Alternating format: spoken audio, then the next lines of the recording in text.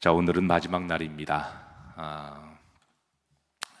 알파와 오메가가 되시는 우리 하나님께서 처음부터 우리의 발걸음을 또 우리의 마음을 선하게 인도해 주셨고, 또 이렇게 마무리로 또 잘 마치는 우리 여러 성도님들에게 십자가의 은혜와 사랑이 한평생 함께 하시기를 주의 이름으로 축복합니다.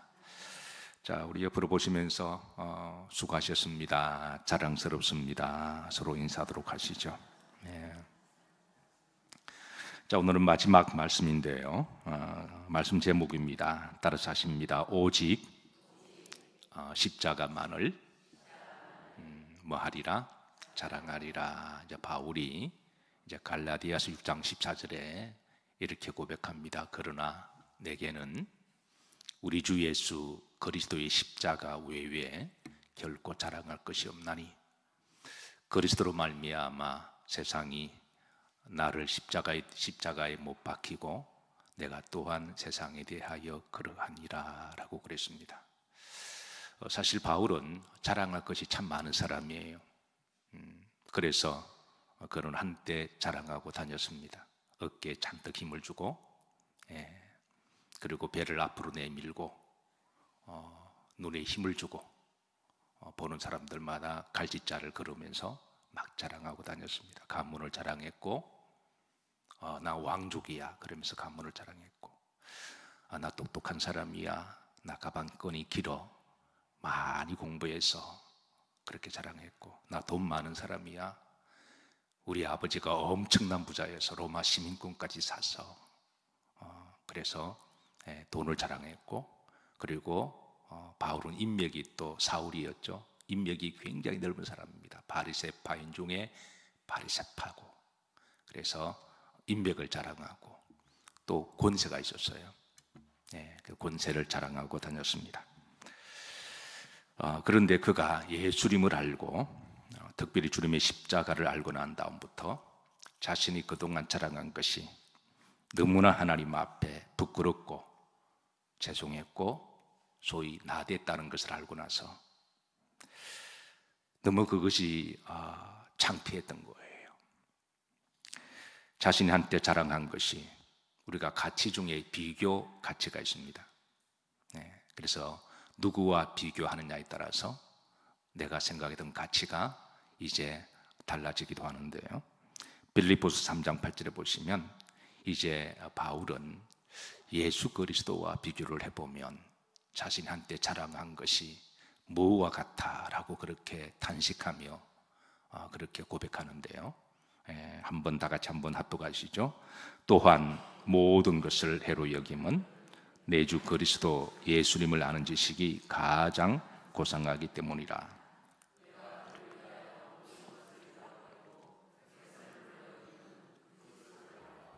자, 배설물이라 그랬습니다. 우리가 좀 고상한 말로 배설물이지, 나이브하게 이야기하면 이게 뭐라 그래요? 똥이라. 이전 성경에는 똥으로 그렇게 번역을 했습니다. 그래서 이제 사실은 바울이 전에 자랑하고 다녔던 것 자체가 똥이나 배설물은 아닙니다. 좋은 가문, 그거 사실 자랑할 만하죠. 그 나쁜 것 아니죠. 좋은 가문은 좋은 것입니다. 그리고 똑똑한 것, 그게 부끄러운 것 아니죠. 열심히 공부해서 머리가 좋다고 하는 것도 자랑할 만한 자랑거리입니다. 여러분, 돈이 많은 게 그게 부끄러운 것 아니거든요. 돈 많으면 좋죠. 그래서 돈이 많은 것도 자랑할 만도 하고요. 그리고 내가 사람을 많이 아는 것도, 그것도 뭐 나쁜 건 아닙니다. 권세가 있는 것 좋은 거죠. 세상 사람들은 그 권세를 얻기 위해서 권모술수를 하기도 하고 뭐 별짓 다 하기 때문에. 그런데 이제 이런 것들이 나쁘다라는 게 아니라, 누구와 비교하면? 예수 그리스도와 전능하신 하나님과 비교하면 이게 아무것도 아니라는 거예요. 그러니까 비교 가치가 있습니다. 그러니까 예수님과 전지를 창조하신 하나님과 비교하면 이것은 마치 그 가치에 비하면 정말 똥과 같아, 배설물과 같아. 그렇게 바울은 십자가의 신비와 그 가치를 알고 이렇게 고백하는 것이죠. 사랑하는 성도 여러분, 실제로 우리도 십자가를 알면 알수록 십자가만을 자랑하게 되는 줄로 믿습니다. 십자가 외에는 결코 우리가 자랑할 것이 없고, 십자가 안에는 하나님의 신비가 있습니다. 그 신비는 그것을 아는 사람만 알게 되는데요, 그 신비의 베일이 벗겨져야 됩니다. 그 십자가 안의 신비는 하나님의 사랑이 있고, 십자가 안에는 하나님의 용서가 있습니다. 우리가 어디에 가서 죄를 용서받을 수가 있을까요? 그건 오직 예수 그리스도의 십자가 외에는 우리의 그 흉악한 죄를, 마귀의 죄를 우리는 용서받을 길이 없습니다. 십자가를 알면 우리가 십자가의 이름을 부를 수밖에 없고요, 십자가 안에는 따라서 하십니다, 용서도 있습니다. 우리가 주님께 용서를 받고, 우리가 또한 어떤 사람을 용서하는 것도 유리한 일이고 참으로 복된 일입니다. 그래서 십자가를 알면 내가 십자가에서 용서를 받았으니 또 용서 못할 사람도 없고, 또 십자가 안에는 하나님의 샬롬이 있습니다. 십자가 안에는 또 이렇게 막힌 담을 허는 하나님과 화목이 있고, 또 십자가 안에는 바로 이제 우리가 새 사람이 되는 능력이 있습니다. 그래서 우리가 십자가를 알면 십자가를 자랑할 뿐만 아니라 십자가를 더 사랑하게 되리라고 믿습니다. 그래서 초대교회 성도들은 이제 늘 자신의 몸에 십자가의 흔적을 새기기를 소망하며, 교회 들어올 때, 나갈 때, 기도할 때, 예배 드릴 때 자신의 몸에 십자가 성호를 걷고, 그래서 이마에 성호를 걷고, 여러분 기억하시나요? 지난번 수요일 새벽 예배였는데 이제 초대교회 때 행했던 이제 성도들의 그 십자가 성호를 이제 엄지 손가락으로 한번 따라서 하실까요? 이마에 십자가를 그으면서 머릿속에 오직 예수님으로만 충만하기를 기도했고, 입에 십자가를 그으면서 말 한마디에도 십자가의 그런 언어가 나가기를 기도하고, 가슴에 십자가를 그으면서 우리 심령 가운데 마음속에 하나님을 사랑하고, 그리고 마음을 다하여 뜻을 다하여 힘을 다하여 하나님을 사랑하기를, 그렇게 늘 십자가를 가슴에 품고 다녔던 우리 신앙의 선배들의 그 삶에 대해서 함께 나누는데요, 그래서 이 십자가를 우리가 알면 알수록 십자가 안으로 들어가게 되고, 또 십자가 외에는 무엇보다도 부활의 통로인 줄로 믿으시기를 주의 이름으로 축복합니다. 십자가 없이 부활 없습니다. 갑자기 뿅 나타나서 주님 부활하셨네, 이거는 논리적으로 맞지가 않아요. 주님도 십자가를 지시고 죽으시고 난 다음에 부활하셨잖아요. 그러니까 우리 믿음도 그렇습니다. 갑자기 부활줄 아침에 와서 부활했네 할렐루야 그러는데, 그 마음을 보시는 분은 하나님이시고 그 예배를 받으신 분 하나님이신데, 그 신앙은 나와 하나님과의 1:1 관계지. 그래서 십자가를 통과해야만 우리가 부활에 이를 수가 있습니다. 특별히 내일 부활절 예배에 십자가의 영광과 감동이 또 여러 성도님들에게 또 가슴 뭉클하시기를, 또 남은 생에도 십자가만을 자랑하시고 십자가를 사랑하시기를 주의 이름으로 축복합니다. 지난번 우리가 목요일 날 새벽에 말씀 제목이 억지로 십자가를 지고 가는 사람들을 살피는데요, 바로 이제 거기서 우리가 초대교회에 등장한 인물 중에 롱기누스라고 하는 예수님이 십자가에 못 박았던 현장 총책임자였던 백부장 롱기누스에 의해서 우리가 잠깐 우리가 나누었습니다. 여러분, 예수님을 현장에 십자가에 못 박았던 백부장 롱기누스가 그 이후에 어떤 삶을 살았는지, 계속 십자가를 못 박고 돌아다녔는지, 아니면 그가 변화되었는지, 십자가를 못 박았던 그 사람이 놀랍게도 십자가를 진 사람이 되었는지, 자, 세 가지 가능성이 있습니다. 십자가를 못 박았던 로마 백부장 롱기누스라는 사람이 초대교회에 제가 그 근원 출처를 밝혔습니다. 그래서 그 사람이 계속 못 박고 다녔다. 첫 번째 가설이고, 두 번째는 이제 그가 변화되어 새로운 삶을 살아가게 되었다. 세 번째 가설은 역설적으로 못 박은 사람이 십자가를 지고 간 사람이 되었다. 여러분 궁금하지 않으신가요? 여러분이 궁금하실 것 같아서 제가 좀 더 조사를 했습니다. 그래서 자, 이 성경에 이 백부장 롱기누스에 대하여 몇 가지 정보를 더 주고 있는데요. 자, 요한복음 9장 34절입니다. 자, 다 같이 한번 합독하시죠. 그 중 한 군인이 창으로 옆구리를 찌르니 곧 피와 물이 나오더라. 이게 한 군인, 이 사람이 바로 이제 백부장 롱기누스입니다. 초대교회 문헌에 따르면 당시 십자가 현장 처형을 총 감독했던 사람이 백부장 계급이었는데요. 이 백부장의 직무는 십자가에 달린 죄수를 마지막까지 죽는 것을 확인하는 임무를 가지고 있습니다. 가끔 십자가에 달린 죄수가 명이 길어져서 죽지 않고 며칠, 몇 주를 그 나무에 매달려 있는 사람들이 있는데, 만약 이렇게 되면 또 로마 병사들이 그까지 계속 있을 수는 없어요. 이들도 정말 힘든 노역입니다. 그 죄수를 십자가에 지우고 현장까지 같이 가고 이 모든 과정을 집행하는 것도 사실은 이들도 힘든 노역이거든요. 사실 누가 좋아서 그 일을 할까요? 어쨌든 그것도 정말 잔혹하고 사람 해서 못할 그런 짓인데, 그러니까 직무니까, 군인이니까 그 일을 한 거죠. 그래서 현장에서 십자가정을 빨리 끝내고 빨리 철수하고 집으로 돌아가는 것이 이제 그 병사들이 그런 이제 일종의 그런 일을 하는 모습이었는데요.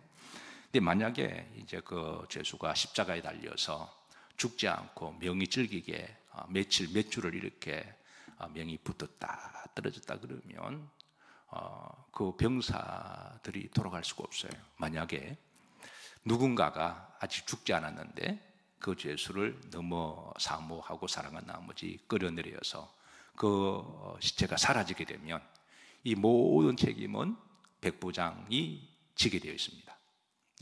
그래서 그에 대한 그 책임은 어떤 형벌도 기다리고 있기 때문에, 그래서 당시 관례대로 십자가에 빨리 못 박고, 그리고 이제 그 죄수를 확인 사살을 하고, 확인 사살하는 방법은 뼈를 꺾어서 신음을 하지 않거나 아니면 창을 찔러서 피를 완전히 빼서 사람이 확실하게 죽고 난 다음에 그 다음에 이제 확인하고 철수하는 거거든요.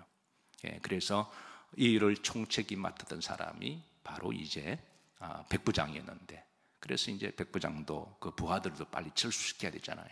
그래서 이제 관례대로 창을 가지고 이렇게 찔러서 그렇게 완전히 죽은 것을 확인 사살한 그런 내용을 요한복음 19장 34절에 그렇게 기록하고 있습니다. 자, 흥미로운 것은 이 롱기누스의 당시의 위치와 그의 삶은 어떠했는지가 좀 알 필요가 있는데요. 자, 백부장은 글자 그대로 로마 병사의 100명을 거느리는 통치하는 그런 장교입니다. 당시 로마 병사만 하더라도 그게 권세였거든요. 로마 병사만 해도 그만한 상당한 대우를 받는데요.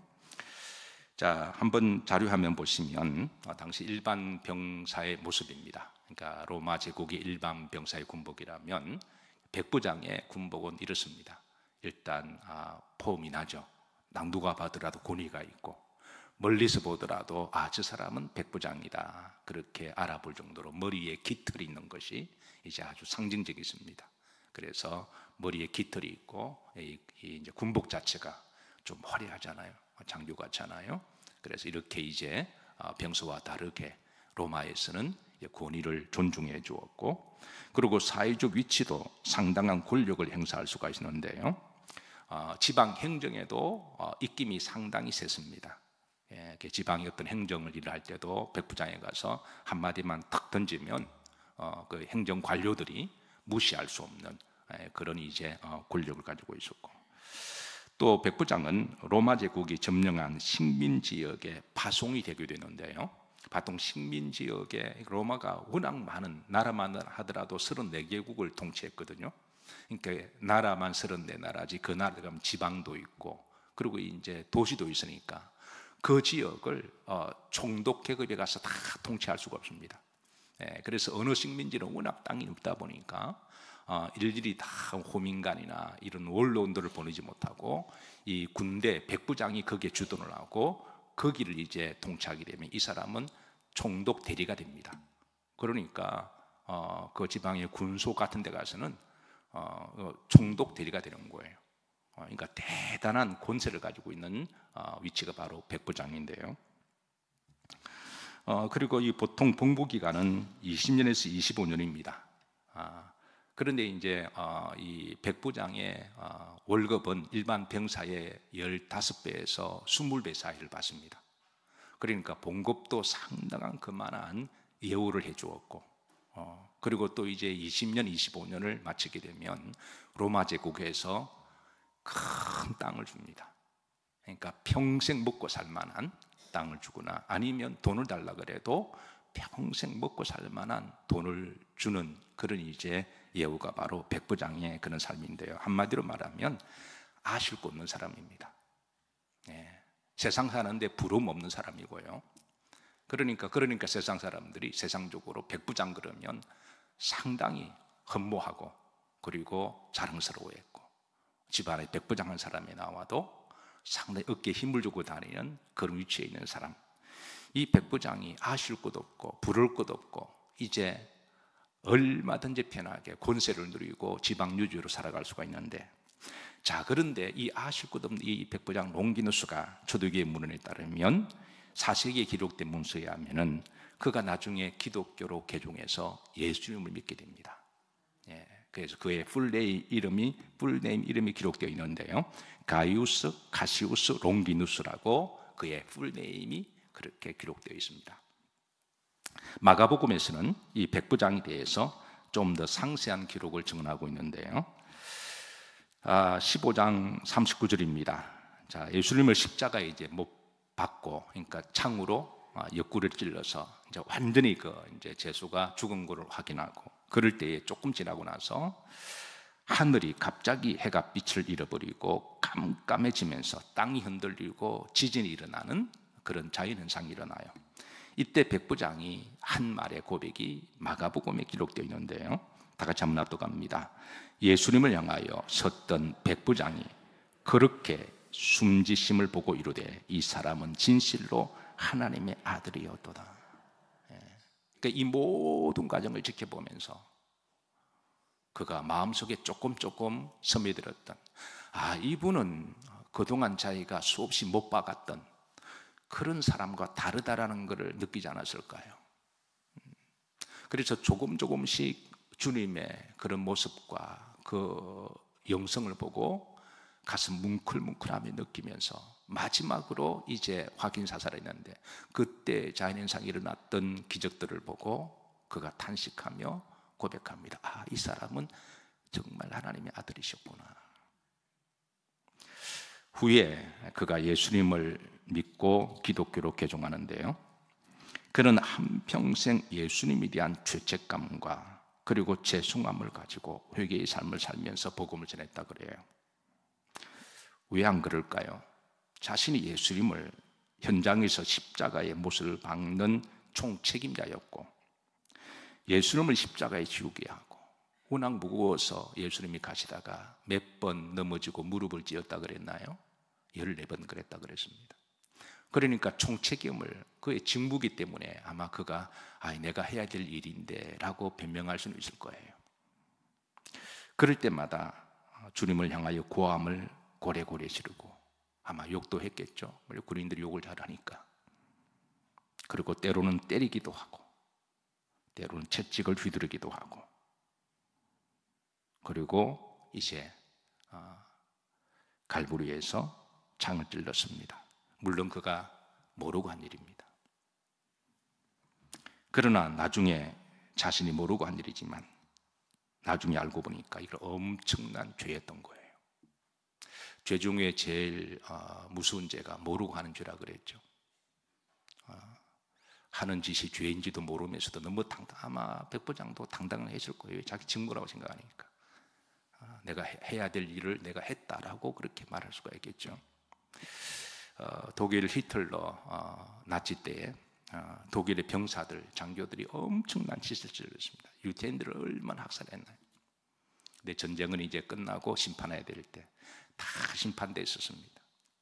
그런데 그렇게 악마 같은 독일의 병사들이 한결같이 하는 말이 있습니다. 나는 내가 군인으로서 해야 될 일을 했다. 나는 별로 양심의 가책이 없다.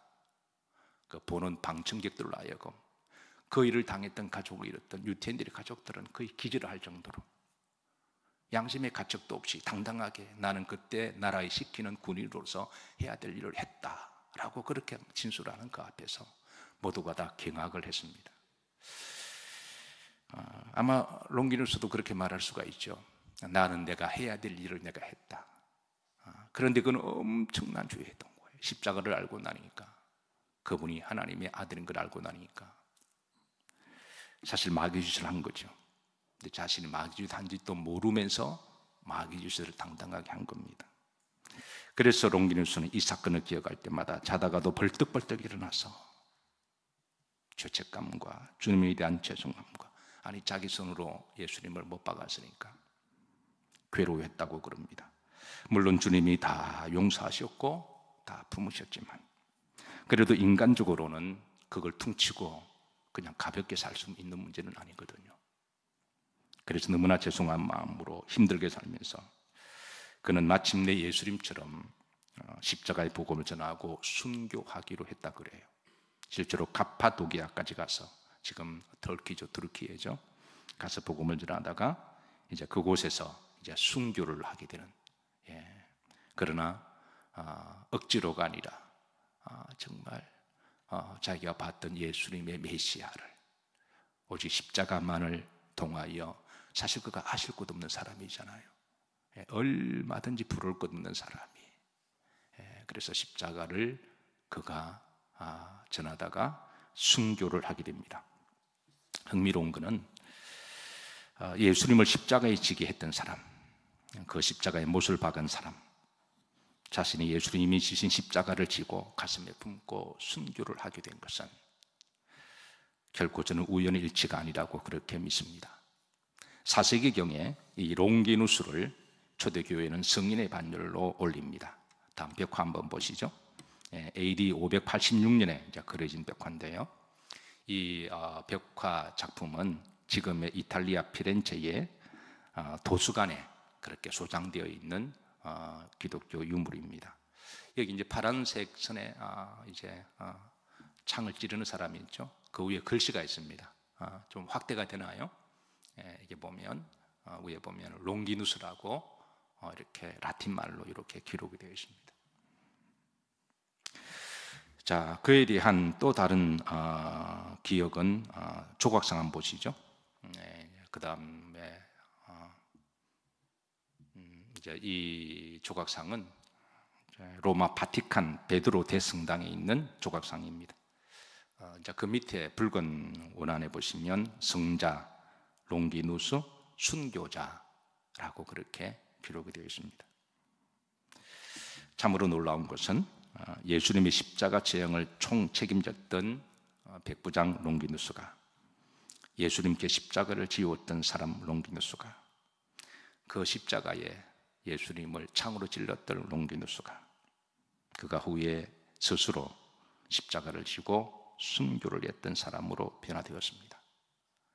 그런데 롱기누스뿐만 아니라 사도 바울도 한때 십자가의 박해자였죠. 십자가만 보면 겉옷을 불태우고 십자가에 박혀졌던 사도 바울. 여러분, 사도 바울도 하실 것 없는 사람이죠. 가문 좋죠, 돈 많죠, 똑똑한 사람이죠, 권세 있죠. 그냥 평생 잘 먹고 잘 살 수도 있었는데 그가 십자가를 알고 난 다음에 그런 십자가를 자원하는, 억지로가 아니라 기쁨으로 즐거움으로 영광스럽게 십자가를 지고 가다가 바울 역시 이제 로마에서 순교를 하는 그런 영광스러운 그런 마지막을 마무리합니다. 남들이 볼 때는 순교했다 그러지만 바울 본인은 그걸 영광스럽게 생각한 거죠. 십자가를 알지 못하면 십자가는 여전히 부담스럽고 십자가를 지는 것이 미련하고 어리석게 핀잔합니다.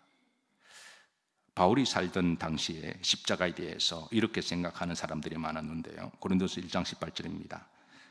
초반점을 합독하실까요? 십자가의 도가 멸망하는 자들에게는 뭐한 것이요? 미련한 것이다. 그 당시에도 십자가 지는 그리스도를 향하여 아주 바보 같은 짓이야, 미련한 거야, 어리석어, 왜 바보처럼 십자가 져? 너는 배알도 없냐? 왜 참고 다녀? 그게 그 당시의 사람들이 하는 말이었어요. 바울은 그런 사람들이 볼 때 그 미련한 것이다. 그래서 어떤 사람은 십자가를 피해 다닙니다. 십자가만 보면 도망 다니고 피해 다니고 너나지라 그러고 그럽니다. 그 십자가의 도를 알지 못했기 때문에 그렇다라는 거예요.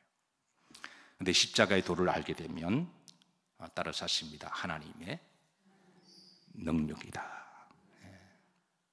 십자가의 도를 모르는 사람들은, 바울은 멸망하는 자들은, 죄송하지만 끝까지 모르면 이 사람 구원받을 수 없다라는 거예요. 십자가 안에 구원이 있는데요, 어떻게 십자가 없이 부활이 있을 수가 있나요?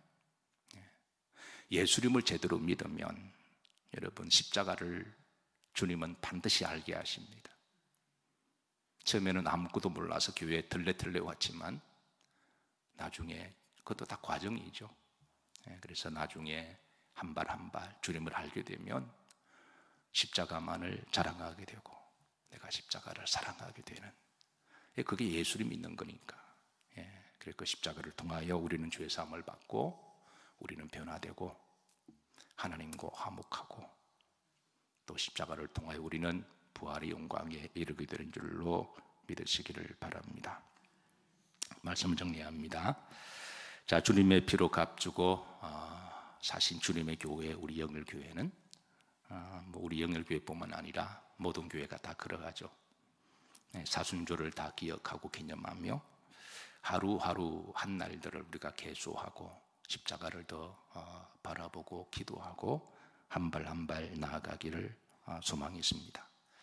이번 사순절과 고난주간을 지나면서 이제 우리의 믿음도 십자가 안으로 한 발 한 발 더 들어가기를 기도하고 소망하며, 그러나 이런 일은 우리가 다 주님을 사랑하기 때문인 줄로 믿습니다. 사랑하는 마음이 근본입니다. 율법도 아니고 억지로가 아니라 정말 십자가를 알면 주님을 사랑하게 되어 있고, 또 주님을 사랑하면 또 우리가 주님의 고난도 함께 우리가 받는 것도 우리가 자랑이요 기쁨인 줄로 믿습니다. 그래서 이번 고난 주간의 총 주제 제목이 고난과 영광이었는데요, 로마서 8장 17절에 하나님의 자녀이면 상속자다, 곧 하나님의 상속자요 그리스도와 함께하는 상속자니 우리가 주님과 함께 영광을 받기 위하여 무엇도 고난도 십자가도 우리가 함께 져야 할 것임을 우리에게 알려주셔서, 그러나 이 고난의 끝에는 부활이 있고 영생이 있고 상급이 있음을 믿으시기를 바라고, 이런 주를 위한 고난을 우리는 소위 이제 영광을 위한 고난이라고 그렇게 말을 합니다. 주님을 신실하게 사랑하는 성도들의 그 미래는 주님의 영광이 기다리고 있음을 믿으시기를 바라고, 이제 앞으로 이제 이 십자가를 더욱더 사랑하시고 또 십자가만을 자랑하시는 우리 영혼의 모든 성도님들이 되시고, 그 십자가의 축복의 통로가 여러 성도님들 가운데 함께 하시기를 주의 이름으로 축복합니다.